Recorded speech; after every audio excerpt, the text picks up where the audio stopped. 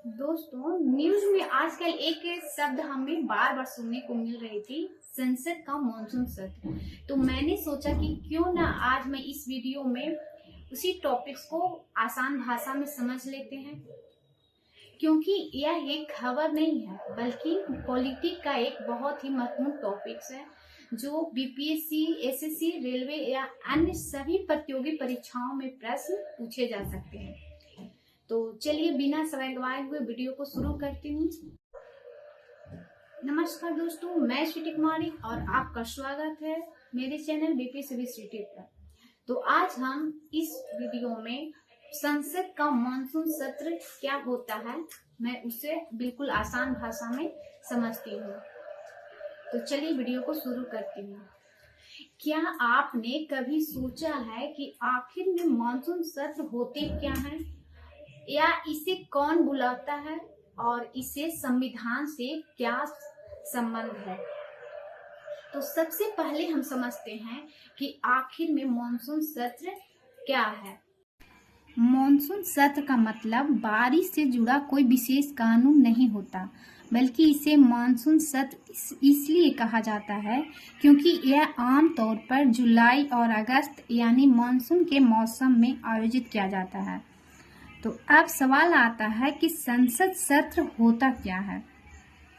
जब लोकसभा और राज्यसभा की बैठक एक निश्चित अवधि के लिए बुलाई जाती है तो इस अवधि को संसद का सत्र कहा जाता है। भारत में सामान्यतः 3 नियमित सत्र होते हैं। पहला बजट सत्र, दूसरा मॉनसून सत्र, तीसरा शीतकालीन सत्र।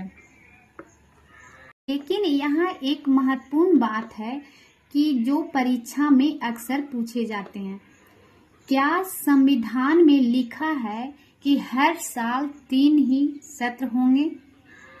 नहीं, संविधान में तीनों सत्रों का उल्लेख नहीं है। संविधान के अनुच्छेद 85 के अनुसार राष्ट्रपति संसद का सत्र बुलाते हैं, जो 2 सत्रों के बीच 6 महीने से अधिक का अंतर नहीं हो सकता है। यानी पहले सत्र के अंतिम बैठक और दूसरे के शुरू बैठक में के बीच 6 महीने से अधिक का समय नहीं हो सकता। अब बात कर लेते हैं कि मानसून सत्र में क्या क्या होता है।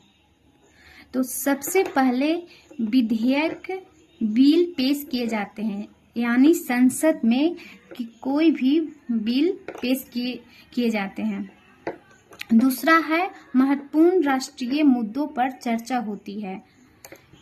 तीसरा है सांसद सरकार से प्रश्न पूछ सकते हैं, यानी जब मानसून सत्र शुरू होते हैं तो उसमें सांसद लोग जो होते हैं वो सरकार से किसी भी मुद्दा पर कुछ भी प्रश्न पूछ सकते हैं। उसके बाद है कि सरकार के कार्यों की समीक्षा होती है, यानी सरकार कौन कौन से कार्य किए हैं उसकी भी समीक्षा होती है। तो ये था मानसून सत्र और मैं उससे रिलेटेड कुछ प्रश्न है तो मैं इससे जुड़ी कुछ एमसीक्यू है जिससे मैं जान लेती हूँ। तो पहला प्रश्न है कि भारत में संसद के एक वर्ष में सामान्यतः कितने नियमित सत्र होते हैं? और दूसरा है संविधान को कौन सा अनुच्छेद संसद का सत्र बुलाने से संबंधित है? तो आप इन प्रश्नों का उत्तर कमेंट में दें। तो